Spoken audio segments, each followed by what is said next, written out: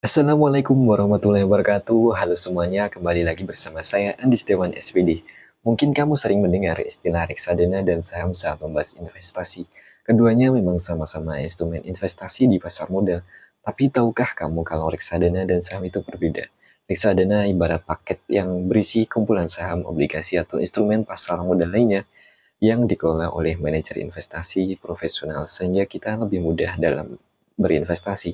Sedangkan saham, kamu akan langsung memiliki sebagian kecil kepemilikan pada suatu perusahaan.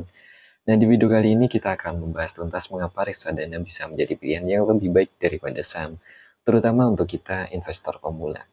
Ada beberapa alasan mengapa reksadana lebih dipilih daripada saham, terutama bagi kita investor pemula. Pertama adalah reksadana lebih mudah dan praktis ketika berinvestasi. Kamu tidak perlu pusing memilih saham satu persatu. Sehingga kedua, reksadana relatif lebih aman karena dana kamu akan didiversifikasi ke berbagai instrumen dan dikelola oleh manajer investasi. Ketiga, model investasi reksadana jauh lebih terjangkau dibandingkan saham. Penasaran dengan penjelasan lengkapnya? Simak video ini sampai habis.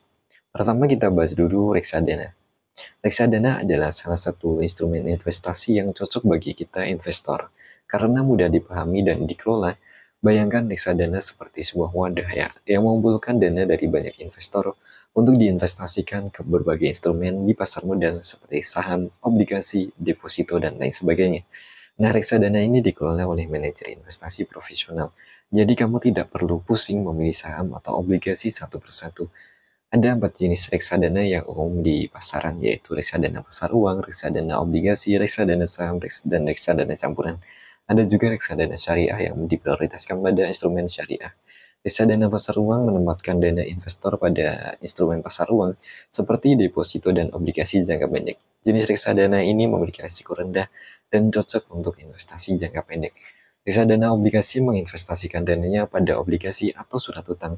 Risikonya relatif rendah dan potensi returnnya lebih tinggi dari reksadana pasar uang. Cocok untuk investasi jangka menengah. Reksadana saham menempatkan sebagian besar dananya pada saham. Jenis reksadana ini memiliki potensi return yang paling tinggi, namun juga memiliki risiko yang paling tinggi. Cocok untuk investasi jangka panjang. Terakhir ada reksadana campuran, menginvestasikan dananya pada kombinasi saham, obligasi, dan instrumen pasar uang. Tingkat resiko dan returnnya berada di antara reksadana saham dan reksadana obligasi. Pemilihan jenis reksadana tergantung pada profil resiko dan keinginan kita, tujuan keuangan, dan jangka waktu investasi yang kamu inginkan. Sebelum berinvestasi, pastikan kamu memahami dengan baik karakteristik masing-masing jenis reksadana dan memilih yang sesuai dengan kebutuhan. Kedua, reksadana relatif lebih simpel dan aman.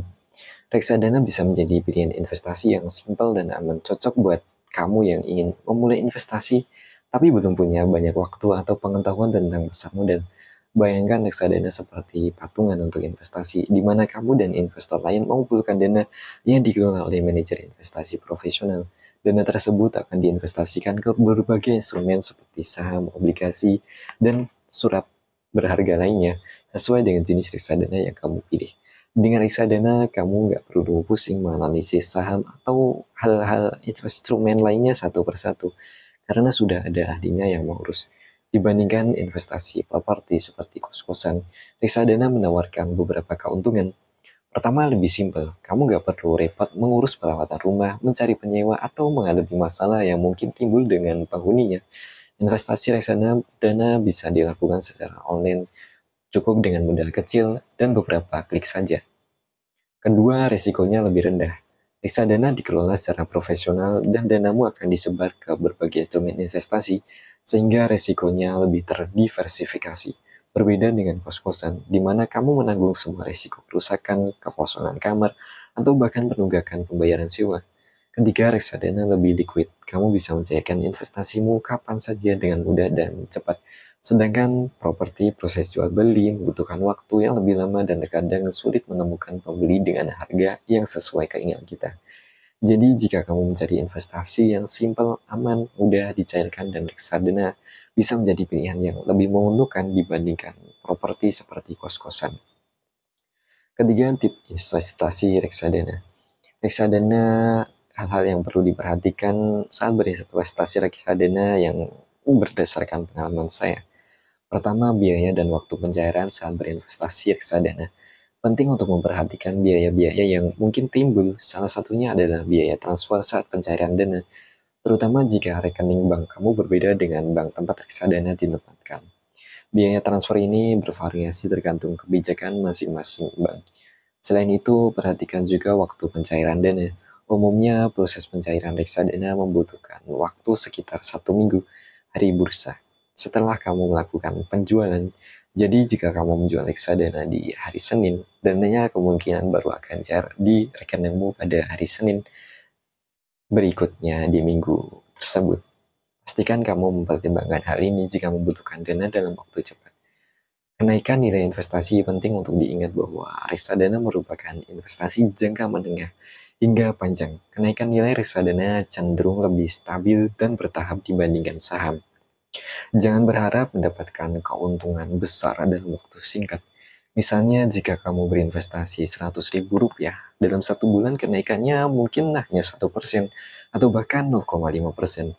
Namun dalam jangka panjang reksadana memiliki potensi pertumbuhan memberikan return yang optimal sesuai dengan jenis reksadana yang kamu pilih. Tips tambahan yang bisa kita gunakan adalah pilih reksadana yang sesuai. Sesuaikan jenis reksadana dengan profil risiko dan tujuan keuanganmu. Reksadana pasar uang cocok untuk tujuan jangka pendek, reksadana obligasi untuk jangka menengah, dan reksadana saham untuk jangka panjang. Kemudian, diversifikasi. Jangan menaruh semua telur kamu dalam satu keranjang. Sebarkan investasimu ke berbagai jenis instrumen investasi, tidak hanya reksadana. Ada aset lainnya yang bisa kita gunakan seperti emas dan lain sebagainya. Kemudian pantau portofolio. Pantau perkembangan investasimu secara berkala dan lakukan penyesuaian jika diperlukan. Dan yang terakhir, sabar dan disiplin. Investasi reksadana membutuhkan kesabaran dan disiplin. Jangan terburu-buru menjual reksadana saat sedang turun.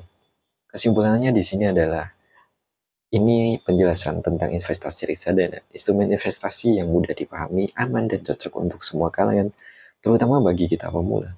Dengan reksadana, kamu bisa memulai investasi dengan modal minim, tanpa perlu pusing memilih saham atau obligasi satu persatu. Selain itu, reksadana juga membantu kita melindungi nilai uang dari inflasi, sehingga asetmu tetap tumbuh dan memberikan keuntungan di masa depan. Yuk mulai kita investasi reksadana sekarang juga untuk masa depan yang lebih baik. Dan jangan tunda lagi rencana keuanganmu dan meraih tujuan finansialmu dengan mudah dan aman. Semoga video ini bermanfaat dan membantumu dalam memahami dunia investasi reksadana. Jangan lupa untuk like, komen, dan subscribe channel ini untuk mendapatkan informasi dan tips seputar keuangan lainnya. Sampai jumpa di video selanjutnya. Terima kasih telah menonton. Sampai habis. Saya Andi Setiawan SPD. Assalamualaikum warahmatullahi wabarakatuh.